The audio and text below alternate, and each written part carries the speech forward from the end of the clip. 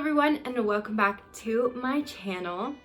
Today I'm feeling a little sick, so please forgive me if I sound a little weird. I do have some tea with me so I can drink up as we talk through every book that I read in 2019. So if you have been on my channel for a while, you may have seen that I did this video last year with every book that I read in 2018. I will have that linked right up above if you would like to check it out and see all the books that I read 2 years ago now. There's an airplane flying by. So this year I didn't quite reach my goal that I did last year where I read 24 books. I actually halved that this year and read 12 books, which I'm still very proud of because that essentially equates to 1 book a month. But I know next year, like 2020, well technically this year now, I'm gonna do a lot better because I think that a lot of the reason I wasn't reading last year was because my dog is eating leaves on the floor right now. I think a lot of the reason why I didn't read a lot of books last year was because we made our big move to Atlanta, which was pretty much 3 months of high-key stress, financial burden, and worry, fear, a lot of not good things when we first moved here. And so I wasn't really in the mood to sit down and like read a book, which is why my first book I didn't even finish until we were coming back from our Seattle anniversary trip in March. So it really did set me back last year. Also, I was working a lot more last year, so I was coming home very tired instead of coming home and reading a book. And then lastly, there were just so many good shows and movies to stream last year, so I was very busy on Disney Plus and things like that. So those are the 3 reasons I think I did not read as much last year. But this year I know it's going to be a lot better, especially because I already have 3 books like within the first 2 months of the year that I am like dying to read, which I will get more into that when I talk about these books. But anyway guys, let me know down below what you read in 2019, which one was your favorite and which one you recommend. I still have your recommendations from 2018. I have so many books that I would like to read from you guys that you sent in, and I keep my eyes out for them when I'm out thrifting and things like that. So do let me know. I promise I read those comments even if I haven't read the books just quite yet. I would love to read them. And anyway, yeah, let's talk about every book I read in 2019. I'll start with my nonfiction first because I only read 2 nonfiction. And the first one was Home by Julie Andrews. And this book was beautiful. I cannot say enough about this book. And since I have a cold, I'm getting emotional already. Julie Andrews is one of those people that I aspire to be, that I look up to, that as a theater kid, I rewatched her movies hundreds and hundreds and hundreds of times. And as a little girl, watching The Princess Diaries and Shrek 2 and all these movies, I love her so much. And during Vlogmas, my sister-in-law and I actually went and saw her live for an evening of conversation with Julie Andrews, so I'll also link that up above if you'd like to check it out. But for the evening of conversation with Julie Andrews, she was actually promoting her second book, which goes with this one. So this one is called Home, the second one is called Homework. So I already have it, it's actually sitting up there, and I can't wait to devour it in 2020. But Home was just beautiful. It starts from when she was born and it finishes to when she is getting on the plane to start filming Mary Poppins. So this one is really just about her childhood and how she started getting into her career, whereas Homework is supposed to be more about her filming career and everything else like that. But this one I particularly loved because she recounts her life during World War II, which I think is so rare nowadays because she was like, I think she was like 11 or something, so she was old enough to actually remember what was going on. And so to hear her account was just so good. I loved it, and her life was surprisingly very, very hard because I think she puts on this, well, she doesn't put it on, she is like a very graceful, elegant person, and then to hear how hard her life has been, I just loved it. I can't recommend it enough, especially if you are, I am so sorry about my dog. Yeah, if you're, she literally just threw the ball at me. But yes, if you are a theater or film person, I highly recommend that you check out this book because she just talks so much about the industry and about things like that, and I just thought that it was so good. So definitely check it out, Home by Julie Andrews, and I'll let you know how I like the second one as well. The only other nonfiction book that I read this year was The Ladies' Room Reader. Guys, this book is so fun. I read my first one back in like middle school. My friend had one in her bathroom and I just thought they were so fun. Yes, I did read this in the ladies' room. Basically, it is just a bunch of like fun facts about women. This one in particular, there's a whole bunch of different kinds you can get, like bathroom readers. But I loved it, and I love that I could read it throughout the year, and it taught me so many fun facts. This one is a bit dated. I think it came out in like 2004, so some of the facts were definitely not still current, but I did learn like a lot of history through it. Like I found out, for example, the reason we call them ice cream sundaes is because in the Victorian era you could not drink soda on Sundays, particularly root beer, because back in that time root beer floats were all the jazz, and so a ice cream shop owner was tired of not getting business on Sundays, and so he created the ice cream sundae and named it Sunday because it could be served on Sunday. So that is just one of the many fun facts you will learn if you pick up a ladies' room reader. So I really enjoyed that. Next, I've got so many to choose from. Which one do I pick next? So this is the only classic I read this year. It is Tortilla Flat by John Steinbeck. This was a great read because it is so short, but it is so good. It is like, it is about Hispanic culture, basically Hispanics in poverty, and the reason why I liked it so much was because it was just really sweet, like very sentimental, and I just really enjoyed it. And the end, I thought, ended perfectly, and it was just a great book. I really do enjoy Steinbeck. I want to read more of his books, so Tortilla Flat was a great way to kick that off because it was so short and I could read it pretty quickly, so I really enjoyed it. Next up, I am going to do my 2 romance novels I read this year.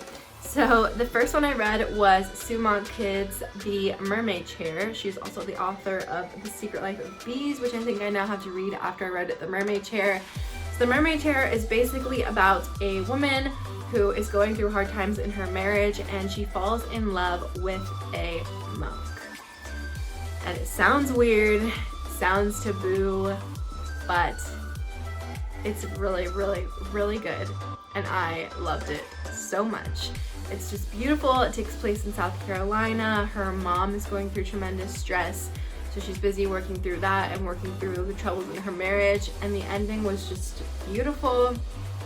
I honestly, the first couple chapters, it was hard to get through, but then I just devoured it like within 2 days once I got to like the middle of the book. It really wraps you in, and I really enjoyed it. So loved it.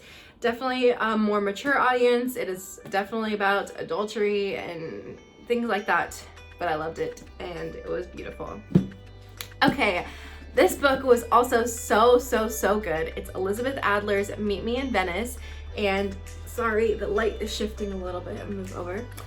So Meet Me in Venice was super good. It is basically about, it's hard to explain. It's about a family, a cousin who lives in Beijing and another cousin who lives in Paris, and it's basically about them,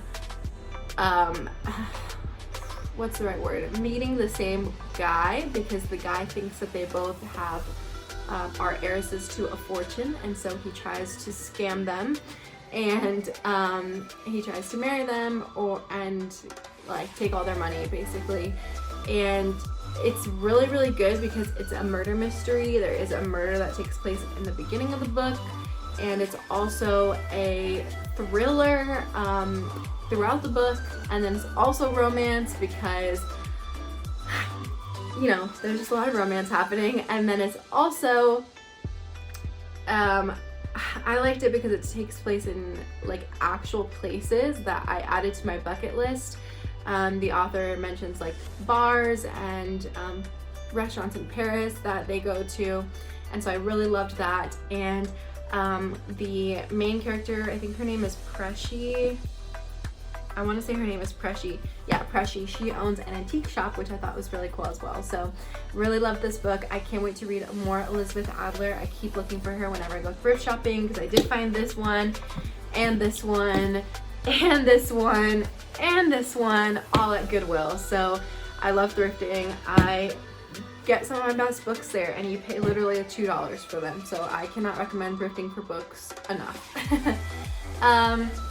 Next, I'm gonna do my Joanne Flukes that I read for the year. So I did read 3 Joanne Flukes, and I plan to read way more this year because Joanne Fluke is one of my favorite authors. Okay, so here's the deal with Joanne Fluke's cozy murder mysteries.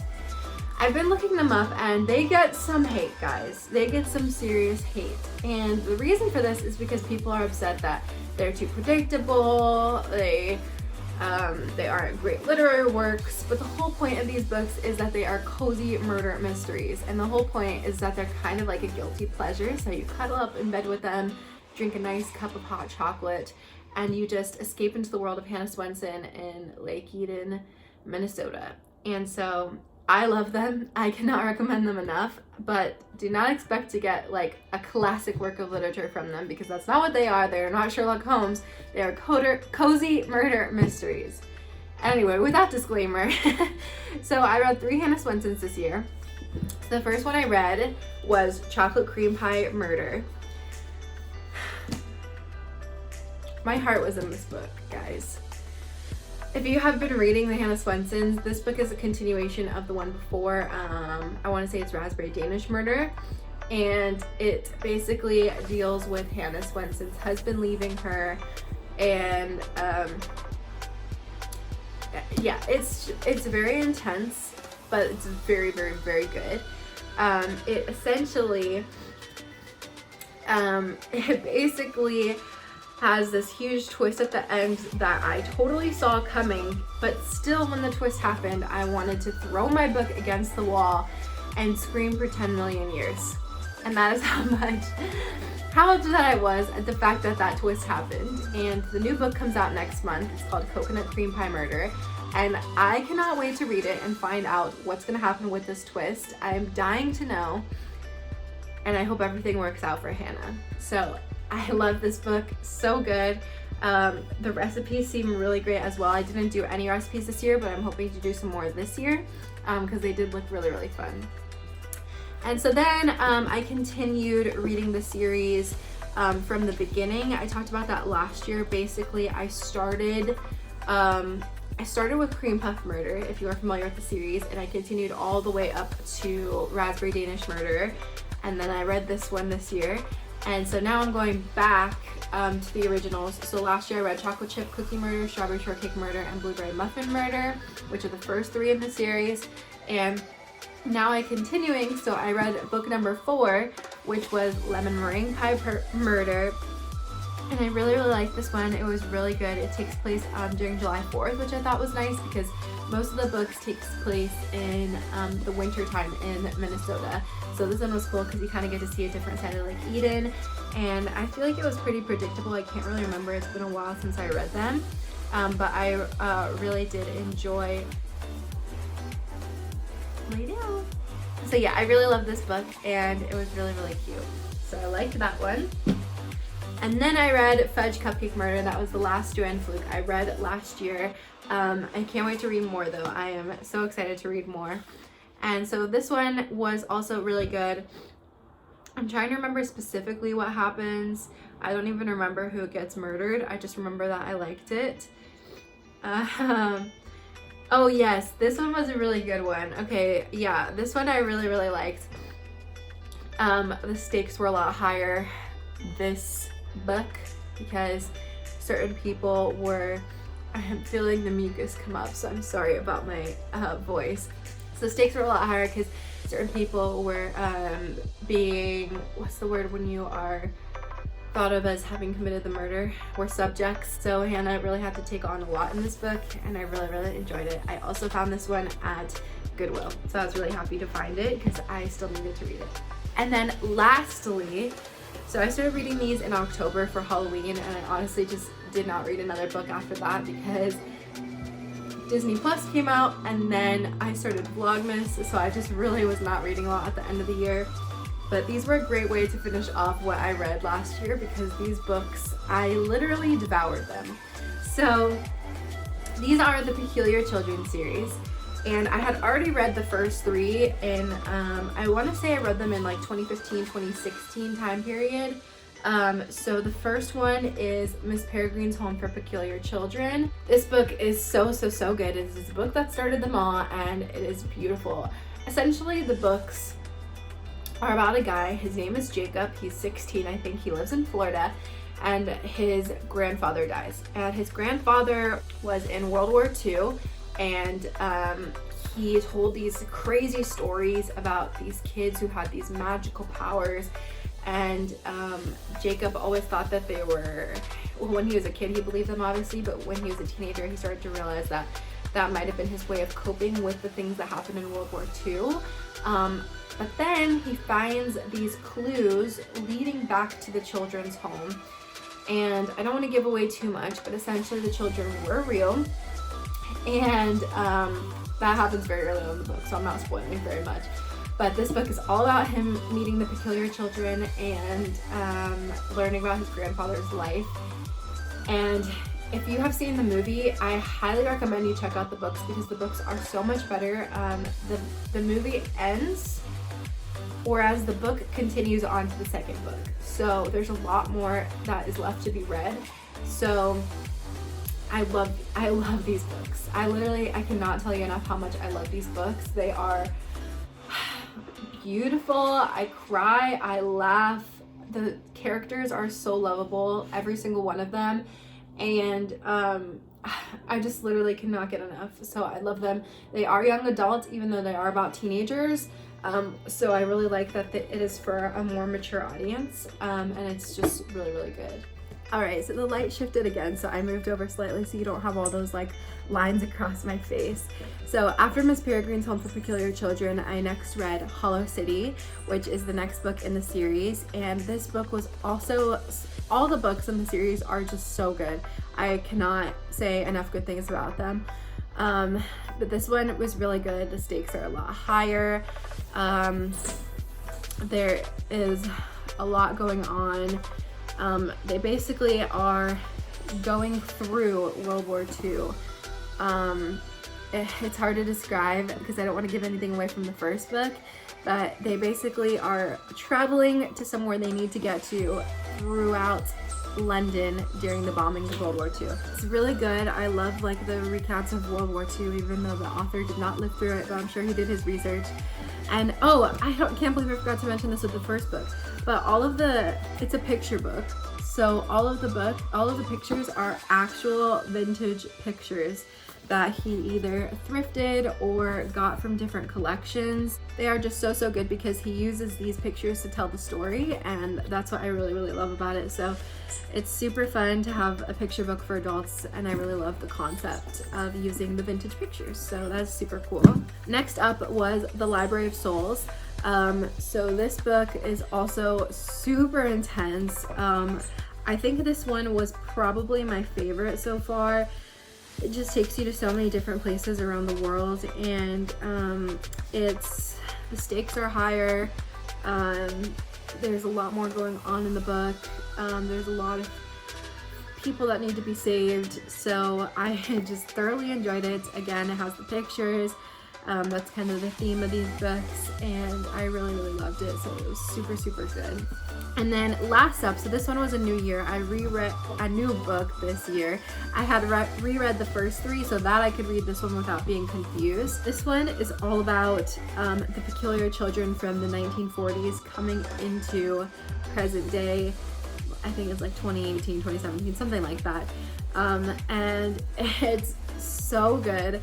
But there also is like a mystery that they follow, and that leads them to more peculiar children in America, which is really cool because really from this point on we've only seen peculiar children and peculiar people in London and England and throughout Europe. So this was really cool to start seeing things from the American perspective, and it leaves on a huge cliffhanger, and the new book comes out on January 14th, so I cannot wait to read The Conference of the Birds, which is the next book in the series. And I'm so excited because this book actually broke my heart. I'm literally starting to cry. It literally broke my heart, and I am very excited to see what happens in The Conference of the Birds. These books are amazing, guys. I cannot recommend them enough. I literally love them. Anyway, guys, that is every book I read in 2019. I did read 12 books, like I said. So thank you so much for following along with everything that I read.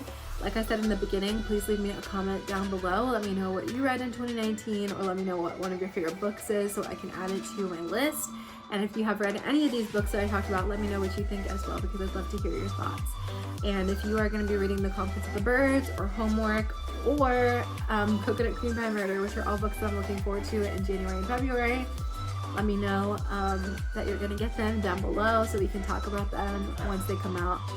And anyway, yeah, I really love reading. It is one of my favorite hobbies in the entire world. And anyway, guys, happy 2020, and I'll see you on Thursday with a vlog.